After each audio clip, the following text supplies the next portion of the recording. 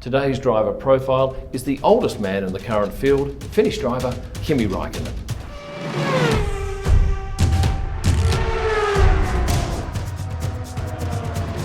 Today I'm profiling one of the most enigmatic characters in the F1 paddock, Kimi Raikkonen.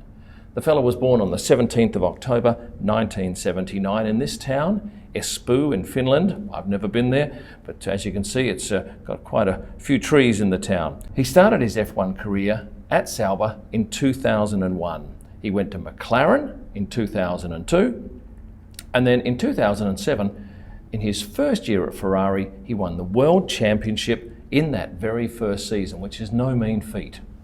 He left F1 in 2010 to race in the World Rally, and he did 2 years there before returning with Lotus, where he stayed for another couple of years. And then he returned to Ferrari in 2014. He partnered this man, Sebastian Vettel, and it was a great partnership.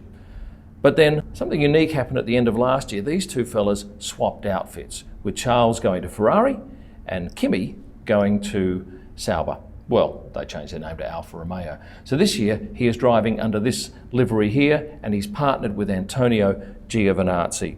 But his greatest partnership is no doubt with this fella, Mark Arnold. Mark is a Brit, and I can tell you I've spent a little bit of time with him, and he is one of the most marvellous people you will meet in the F1 paddock. They started working together in 2002, so 17 years later, the pair are still a pair. Here's Mark at the back of the FIA garage meeting Kimi after a race, and there he'll swap the helmet for a cap. He'll give him a watch, give him a towel and a drink, but I can assure you that he does other things, including looking after Kimi's laundry. He did confessed to me that it was very rare that Kimi ever peed in his suit, and I did read an article today saying that he'd never shat in it. If you're in the paddock or you're watching Kimi on TV, you will no doubt see him with this particular fellow. This is Will. He does a press officer role at Alfa Romeo, and the other fellow that you might see him with is Thomas Hoffman, who is head of communications. He was previously partnered at Ferrari with Stefania. Now Stefania and he had a long relationship, and you may even know that Stefania is married to ex-Ferrari boss Maurizio Arrivabene. In 2004, Kimi married Jenny Dahlman. She was a Miss Scandinavia, but 9 years later, the pair parted ways. And then he met Mintu, a very stylish and approachable woman.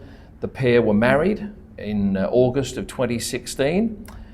This was one of my favourite shots of the pair, and when I put this up on my Instagram page, it went crazy. It's simply a photo of a cool-looking guy with a glamorous-looking woman in the Monaco paddock in May this year, but it really took off.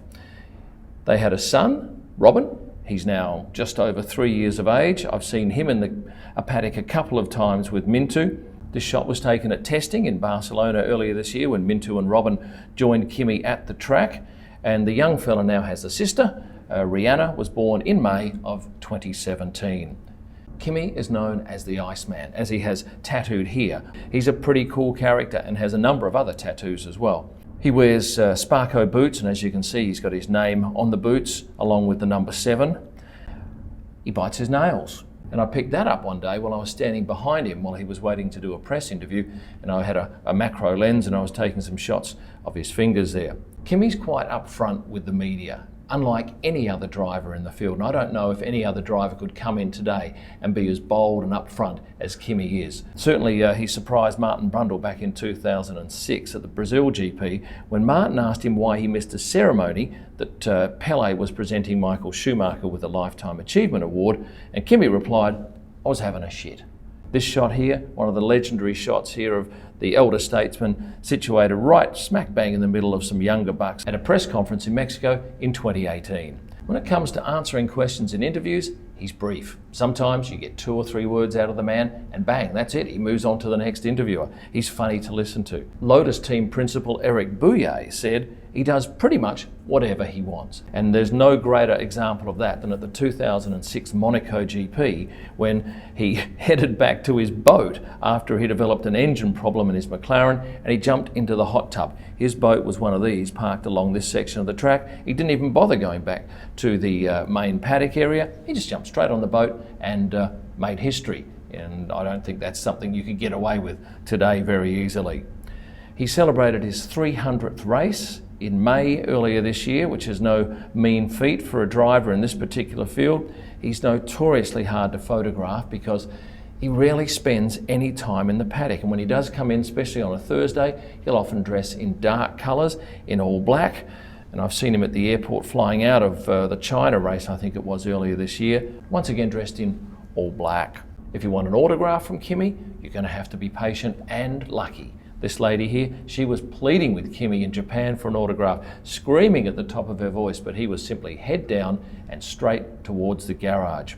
He'll often leave the hospitality suite 5 to 6 minutes before a session starts, and he races straight over, and there's no mucking about with Kimi.